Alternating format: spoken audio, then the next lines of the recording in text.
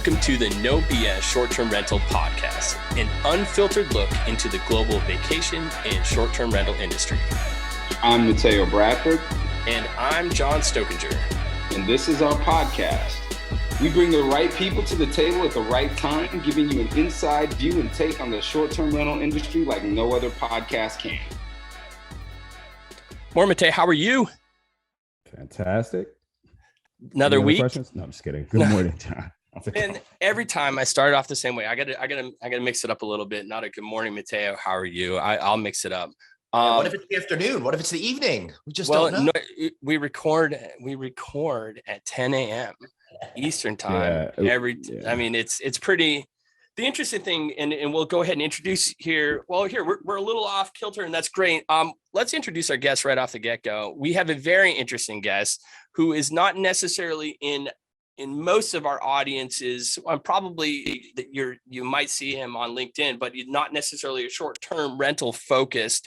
But today we have an amazing guest, Glenn Haussman. He is the number one podcast host in hospitality. He is the host of No Vacancy Live, among other podcasts, one focused on tech, and I'll let him dive more into it. But we thought it would be great to have Glenn on and talk about some synergies, some differences, some amazing things that have come about between the hotels and short-term rental, vacation rental space. Glenn, welcome to the show. Hey, thank you so much for having me, John and Mateo. It's awesome to be here with you guys this morning. This morning for sure.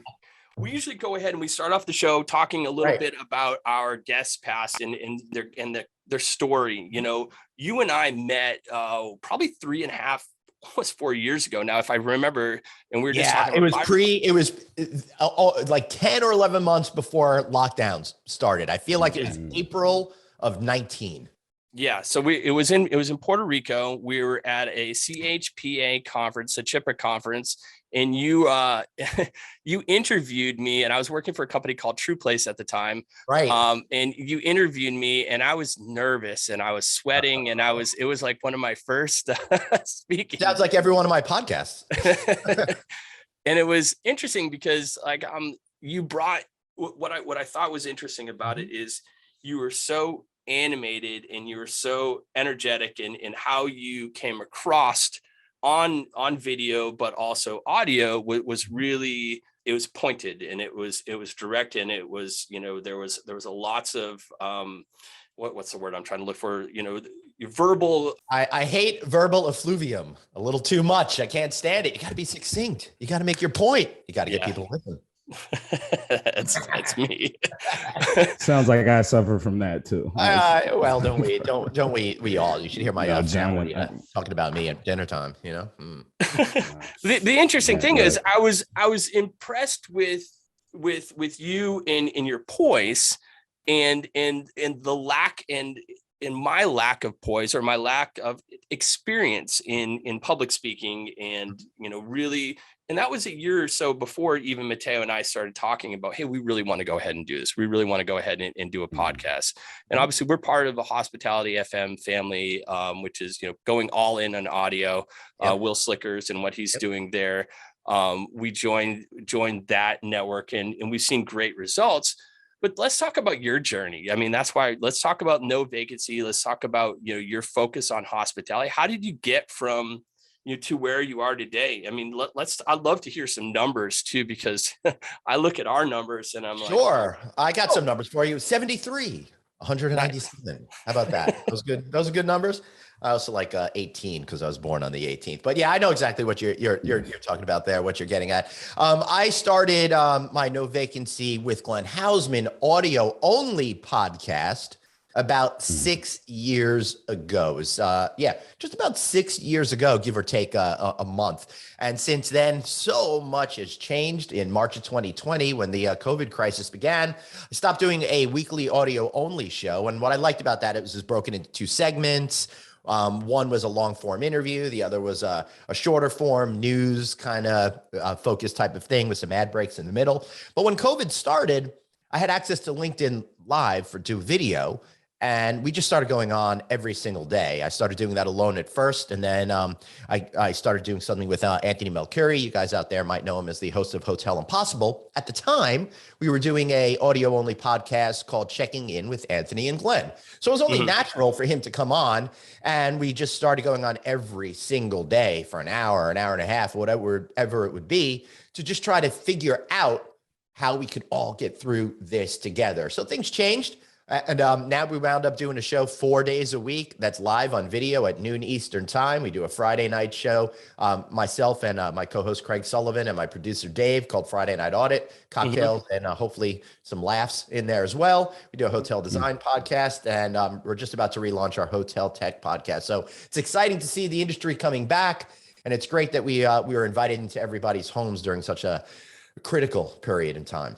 I love you, Anthony, and your banter back and forth. You are both different. Someone does. Oh God, trying to get a word in sometimes a little tough there. Just kidding, Anthony. Love you, buddy. You see who I work with? I totally get that. Yeah, totally, Mateo. Right? You know, like, what are you gonna do, Mateo? Maybe you and I should start our own show. Forget those guys over there. You know what I'm saying? Well, I'm loyal, so we're gonna have to keep this. But I'm glad. Hey, we can talk about doing something different. There's so much out there. I know.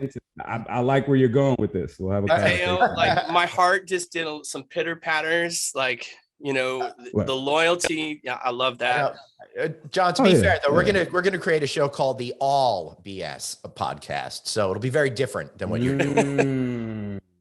We'd probably be pretty like good where at you're going there with that. A little bit. I think that's my whole career, actually, but don't tell anyone.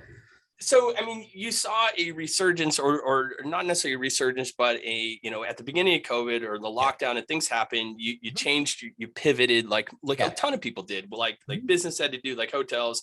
Where do you see, let's talk about the industry coming back and as a whole, hospitality, right? Let's talk about hospitality coming back. Yes. And, from our eyes, we have the short-term rental, vacation rental eyes on it. And that's always our first focus. And then we, obviously we talk about hotels as the the big brother or the the ugly stepchild, however you want to go ahead and look at it. But what did you see, when COVID was here and it was strong and people were changing, how did that affect hotels? And why do you think that it positively affected short-term rentals in a way that it didn't necessarily affect hotels? All right, so let's break this into two different things, the hotels and the short-term rental thing. And I think it's really important for everybody to know that COVID didn't change everything, in my opinion. Everything was already in place. It's just what COVID did is it accelerated the trends. And for those people that weren't in the know, might have made those trends visible to them for the first time. But John, and Mateo, that short-term rentals has been gaining in popularity for a long time. So it's not really surprised that now it's bursting through the consumer consciousness where people really understand that. And I think a couple of things are happening to make that the reality. Number one, extended stay hotels in the traditional hospitality sector have really caught on, not just with customers, but specifically with developers. And believe it or not, that is about 1/4 of the entire new construction pipeline right now for traditional hotels are extended stay properties. You combine that with what we were seeing in that short-term rental things with vacation homes and serviced apartments and the like, all of that sector became a lot more technologically sophisticated over the last 5 or 6 years. So while you had these things that always existed, it wasn't easy enough for the consumers to really find them in a meaningful way. Right. Now that's changed pre-COVID, and during COVID, because of the circumstances, I think a lot more people had the opportunity to sample that particular product. And you know what? Realize they're pretty freaking awesome. Right. With that, are you seeing more of a, we talked about a quarter of them being extended stays. From us looking into the hotel industry, we're seeing a lot of like a hybrid model, more than just the extended stays, but really more of almost a replication of a short-term model. Right. In that bridge between corporate housing and business travel and, Where do you see this going? That's a whole totally different sector. And as a matter of fact, I was just at the Hunter Hotel Investment Conference 2 weeks prior to us recording this interview. And I hosted a panel with the major franchise executives up there, chief development officers from Wyndham, from Hyatt, from IHG, and from Marriott, right? And we were talking about extended stay. I'm like, hey, forget about it. Everyone's talking about extended stay. What's next? And I brought up the whole concept of what companies like Mint House are calling residential hospitality. And I think this is really a major convergence that we're going to see between the short-term rental universe and the traditional hospitality universe. So what companies like Mint House are doing, and Blue Green, and a number of other ones out there, they're creating products, either standalone homes or most likely in apartment buildings, that have the amenities and services of traditional hotels, but are much more of the residential experience, not residential design like we see in many hotels around the country, but I mean full up apartments. And I'm seeing this marriage as one that's going to be extremely successful for the typical consumer. It's I've been saying that forever because I'm newer to this industry. Right. But I live in Atlanta, and anybody who knows anything about Atlanta knows we have a lot of we have lots of multifamily. We have lots of, we have lots of vacancy in those buildings. And when I was coming into the industry, I was like, they're not going to be building more hotels. Somebody's going to come in and start. And I started looking at it. This isn't anything new. Four Seasons has been doing this. The W's been doing this. Like, there's been a merge between people living in these hotel-like style. Again, now it's Mateo. I mean, honestly, you got to go back. You go back 100 years or so. People lived in hotels regularly, right? Oh yeah. So there's a lot of things that we saw in like the early 1900s that I think are coming back. About 15 years ago, all of a sudden, the hospitality industry discovered the magic of the lobby and restaurants. But it used to be that the hotel was the center of the town, and that's where everyone went to do stuff, right? And they treated it all like new. So everything old is new again. And you're absolutely right about people wanting to live there, if not for extended period of times, then in different places around the world for shorter period of times, because they're no longer going to be tethered to a desk like they used to be. Yeah, I mean, that's the game changer. That's the game changer, right? That's I mean, the digital nomad life, if you're not tied down, and I mean, even with a small family now, with the ability to go ahead and more, choosing the e-learning or the homeschool option. That's right. It makes it more feasible to go ahead and do these things. A lot of times, so prior to this, I worked in, I still work in tech on this side, but, we talk a lot about how the vacation rental short-term rental space is probably 3, 4, 5 years behind. At least it was in tech into hotels. But to be fair, hotels themselves are like 50, 60 years behind. So right, for sure. And then the corporate housing is even lower than short-term rental. Oh my God. Right. It's still using Excel spreadsheets and DOS-based programs. With that said, we're seeing these, come closer and closer together, as far as the tech front. And so a lot of what, the tech and that side of things we're seeing on the short-term rental space, like growing and going towards the hospitality and the hotel front.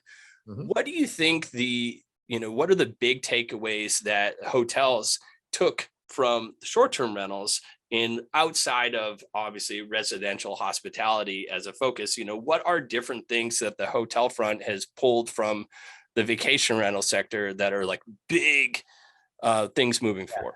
All right. I'm not really sure that they are at this point, and it's up to people like us to get them to do that. I see these insane silos in our industry, right? For decades, it made me wonder, why is the casino business so insanely separated from the hotel business? In Las Vegas, they've got 120,000 hotel rooms, but they treat it as if it's a completely different business. Then you look at what we're talking about here.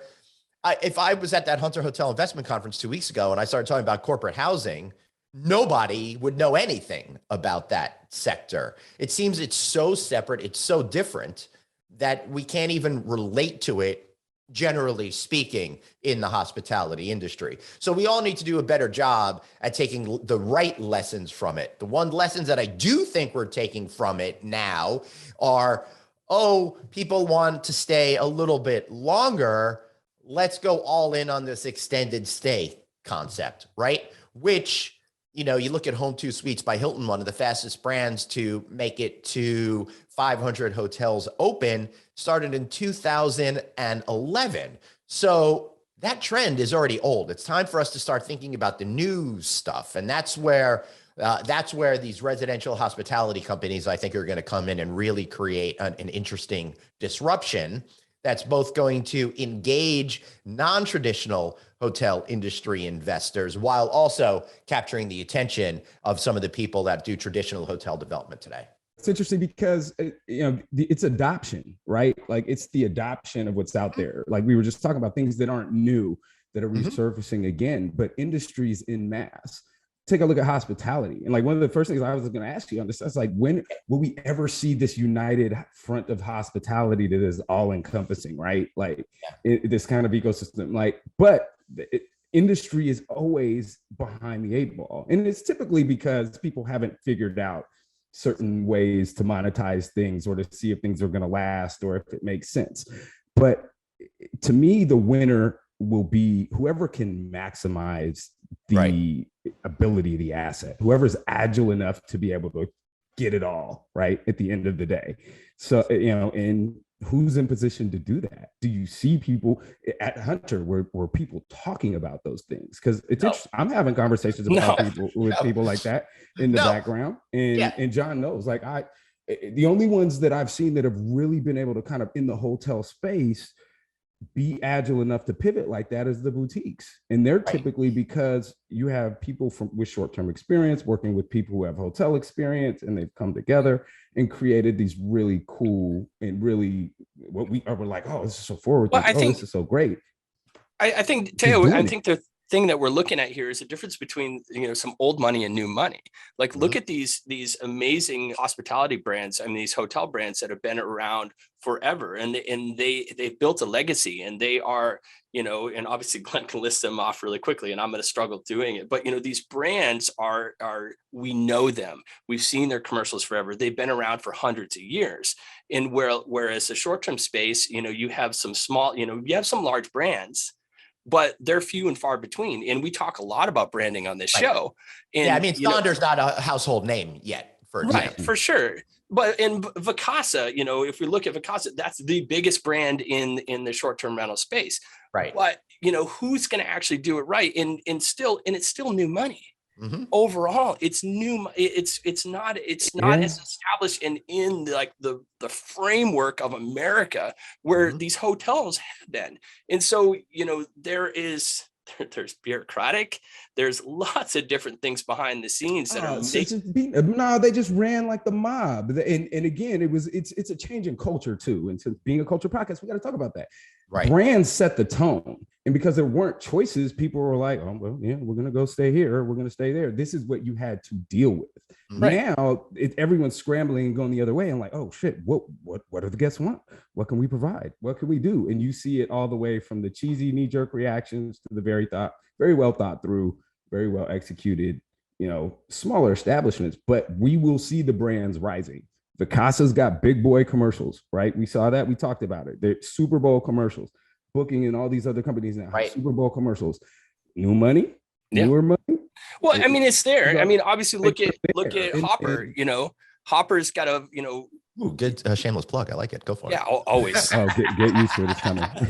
Yeah, look, we're up to a 5.5 billion valuation in such a short period of time.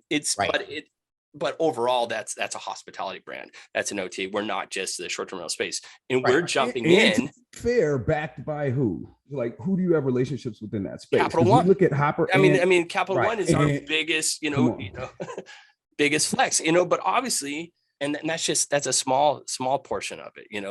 There's, if I look at the roadmap, in which I can't talk about, there's some really, really amazing partnerships.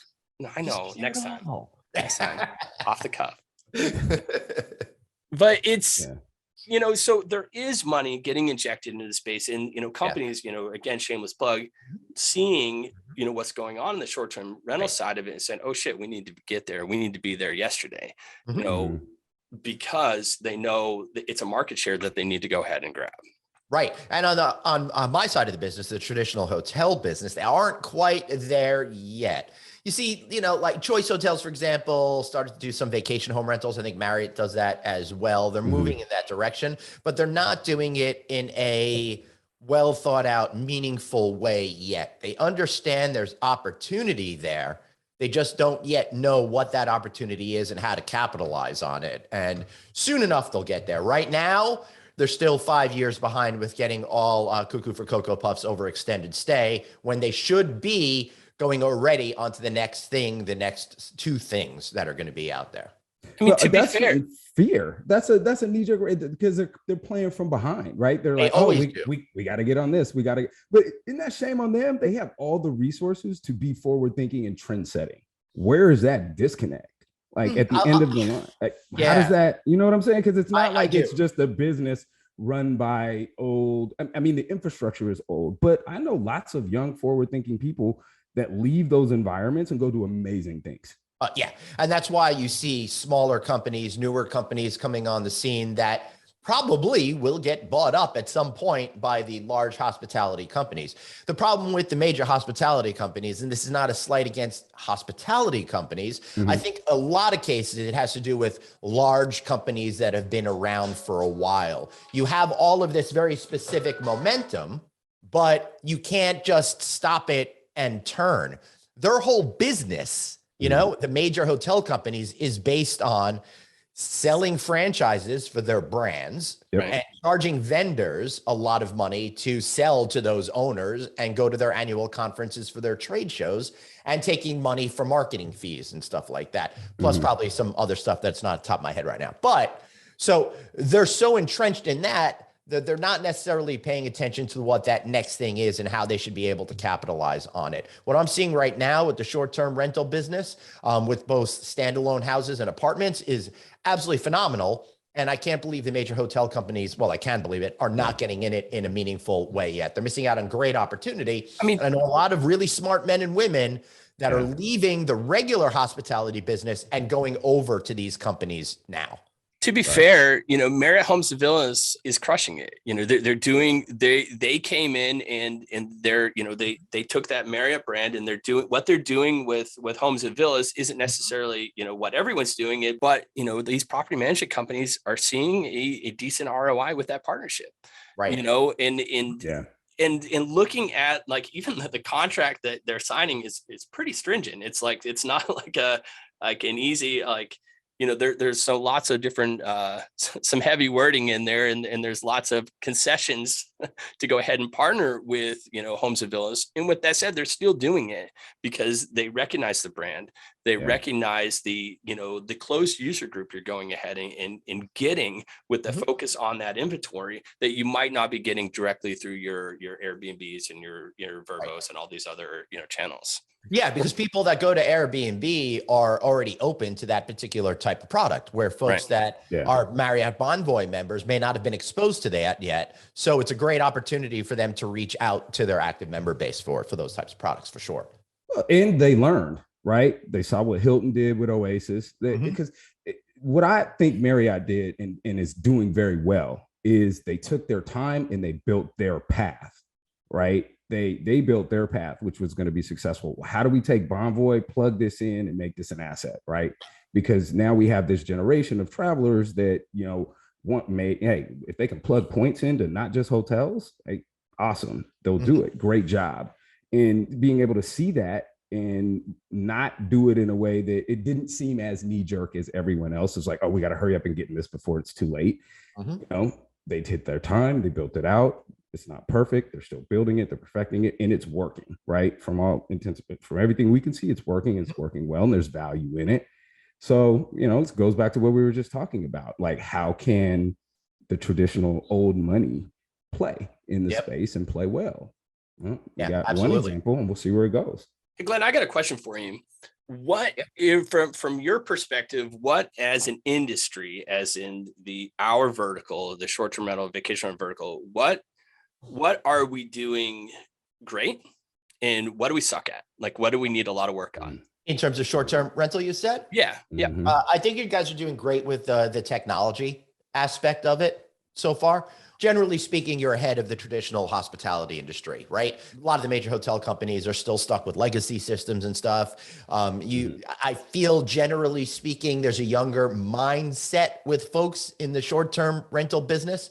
They're open to trying new things. It's easier. It's kind of like this one thing. I remember when I started doing speaking engagements and stuff, I would talk about how it's not that we can't learn new things when we get older, or in this case, a company. It's just that we don't want to put in the time, energy, and effort to it, right? It's why my grandparents could never figure out how to leave them, to create the message on the answering machine. It's why my parents couldn't figure out how to program the VCR, and it always knew that's where you were going back in the day, right? They could do it. Yes. They just didn't want to do it. Yeah. And now that I'm on the other side of that age gap, there's certain things that I don't want to deal with. I don't want to be bothered with. So I tend to pretend it doesn't exist. And that's what some of the major hotel companies are doing, pretend certain things don't exist, whereas the short-term rental industry is doing a great job at doing that. You guys are doing a great job at making sure the public can find these types of properties. I'm seeing more stories in the news about these types of properties. So there's a groundswell. Plus, you're tapping into the digital nomad, generally speaking, much better than some of the major hotel companies are doing. You're able to fully leverage opportunities for multi-generational travel in ways that the major hotel companies only put lip service to. One of the major companies, and I'm not saying names of hotel companies because I don't want to get anybody all. Yeah, no, we get it. But one of the major hotel companies finally last year introduced, you can confirm a connected room. Like, you kidding me with that just last year? And why aren't the other companies doing this already, right? I said, my kids now, I have twin boys. They just turned 18 this month. I don't care if they're in a different part of the hotel. I'd prefer it. But when we were traveling and they were like 12 and they'd be in like down the hallway or something like that, I mean, it was fine, but it's not really what we wanted as a family, right? Short-term rental business seems to have figured that out, either by the structure of their properties or just by using smart technology, right? As far as what short-term rentals can do to improve and stuff like that, I think it's really just a matter of time. I think it's just a matter of continuing to shake the trees, get Wall Street to understand what's going on, get real estate investors to understand what's going on. So there's a lot of low-hanging fruit in that sense. I think that this industry could be really successful at. I look at some of the companies that I'm talking to, and I've been dealing with short-term rental companies, like going in and helping them understand the hotel industry. I've also been doing programs to help them to be better communicators and stuff like that as they're going out on the road trying to sell their stuff. And I really see that they're ready, they're learning, they're thinking, and they're planning. So while they may not get there just yet, they know that they will be getting there. And a lot of these companies seem to have a real definitive path of success, whereas the traditional hotel industry is still saying, what's this short-term rental? I know we should be involved, but how? And when we're seeing on our end, there's so much money getting shot into this. You talked about low hanging fruit, like the consolidation and the absolute like mass buying in on real estate to turn specifically into STRs is phenomenal, and something that we started seeing during COVID, and everyone really started noticing it, really started building, and I wouldn't say it's peaked. It hasn't peaked yet, but it's becoming more expensive. Like the early land grabs, where there's some insanely phenomenal deals, which, they're not finding those deals anymore because everyone's a little bit wiser now with what's happening. But yeah, we're seeing that, like the injection of money. We're seeing like the Wall Street is waking up, and look at the companies going public.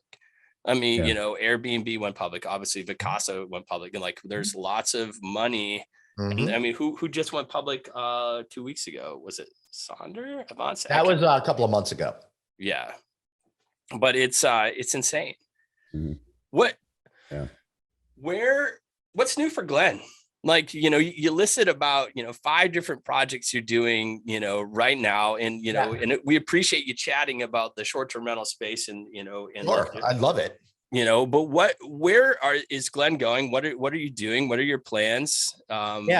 What's new on the horizon? Well, one of the things about working in the technology and communication fields that we do is you got to keep it fresh. You got to think differently. Mm-hmm. I'm in an interesting juncture right now in my career. Right. I thought I was in a good place. Then COVID hit and I'm up against the wall. I lost mostly everything. Obviously, nobody's going to hire me for speaking gigs and to do advertising behind if the entire world feels like it's falling apart. Right.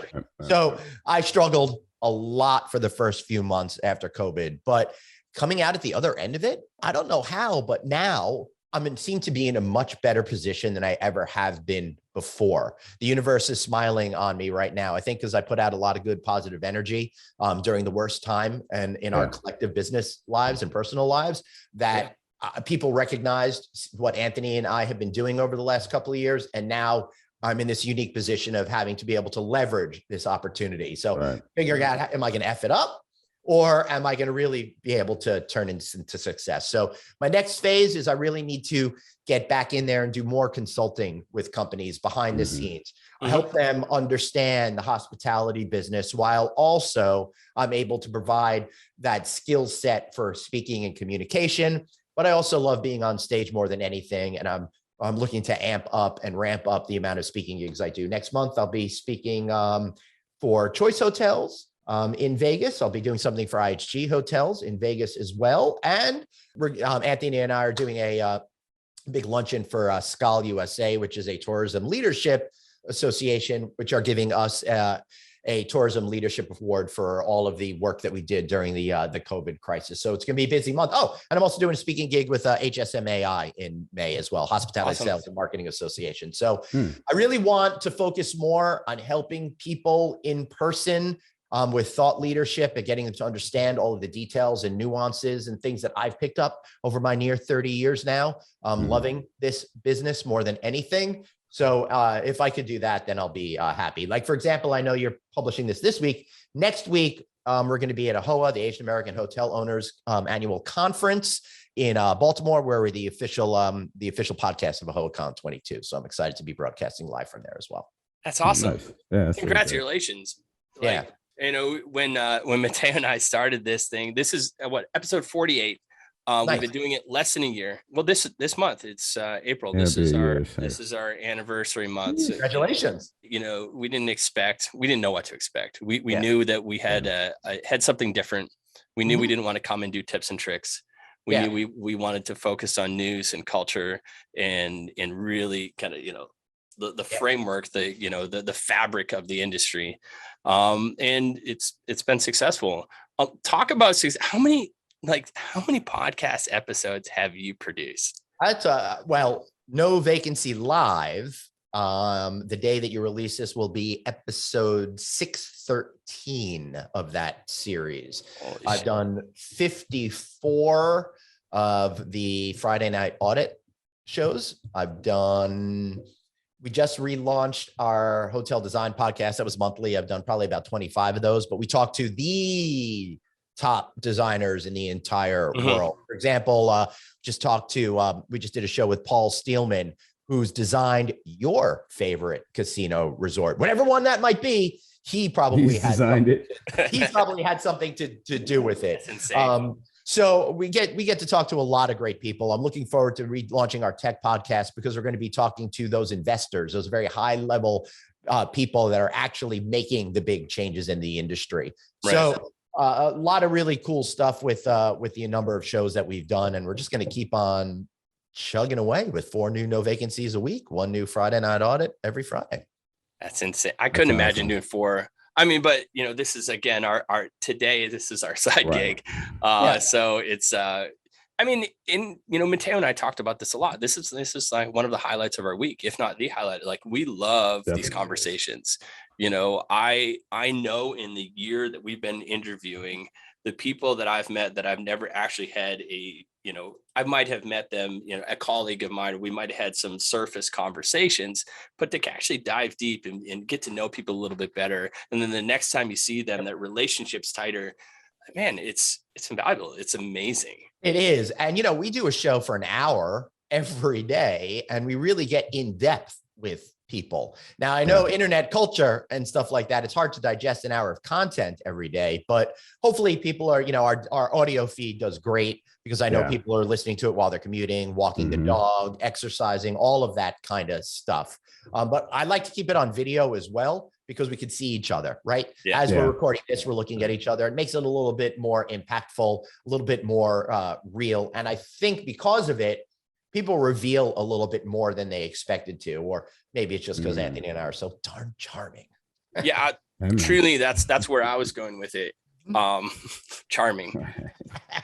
You could change anything about how just the podcast lifestyle or putting out content and, being a content creator. Like, what do you think, like in that, we're not talking about hospitality, right? We're talking about content creation. Where does this need to go in your mind to elevate? Mostly, I'd just like to be Timothy Chalamet, because I think then people pay more attention to me, and I can do that in my life.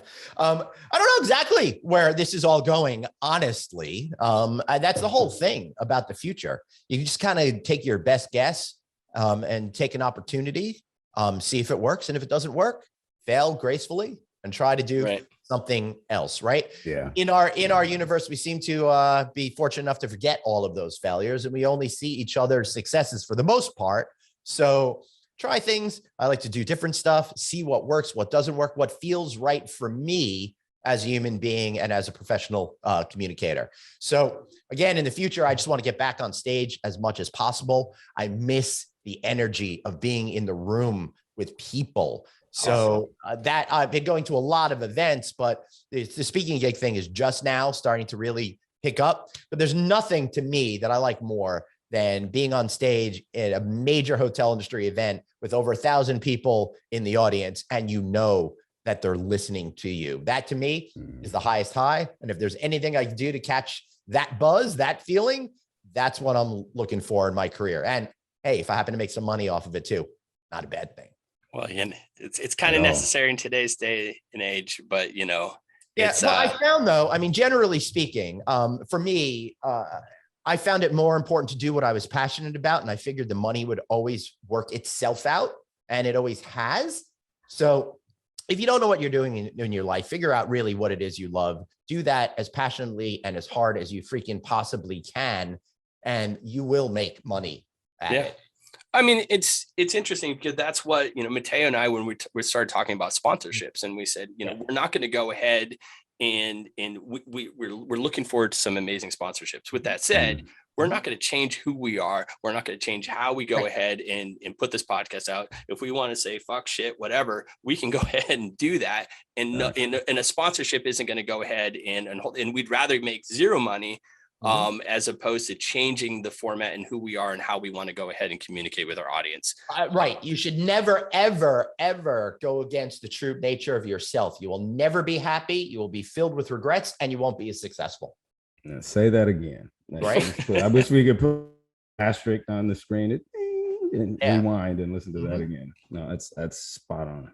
I wish I knew some of this stuff when I was younger, and I wish that people shared these things more often. And I'm trying as hard as I can to speak to as many college students as possible and just share the gospel on my show when I can, because I figured out everything in my career just by doing stuff or accidentally, right? I never really felt like I had somebody, a shaman or a guide or something like that, to take me through and to figure out how. Right. I mean, early on in my career, I had a boss. I was writing for a free giveaway music magazine here on Long Island when I was in my early 20s. And I was filled with passion and enthusiasm. I was getting paid an incredible $18,000 a year to write this free magazine. Right. All right. I couldn't afford to leave my parents' house, but what are you going to do? Hey. I was so filled with excitement at my first real job, and I'd write my article up and I'd hand it to the editor. And I'd be like, so what do you think? How can I improve? He goes, oh, it's fine. And that would be the end of it. So I never felt like I had anybody that would really guide me. That being said, some great advice I have for people is try to engage people that are farther along in your career.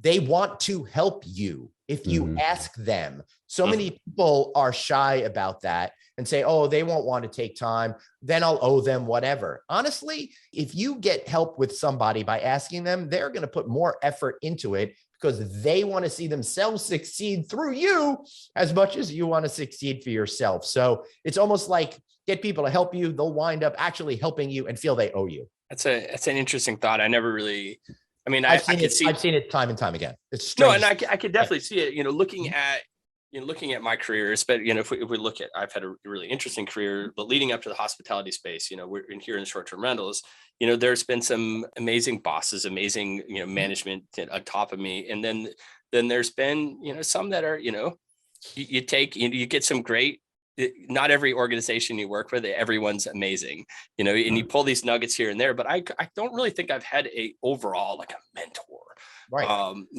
And I still, obviously I know nothing. And, ask Mateo, I know nothing. And,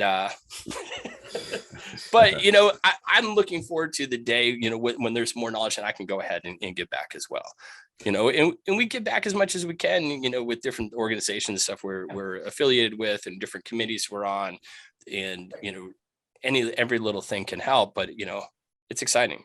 Yeah, as a matter of fact, this afternoon, I'm going to be speaking to a group of students at Boston University to help them with a research project. So I'm looking forward to doing that. Awesome.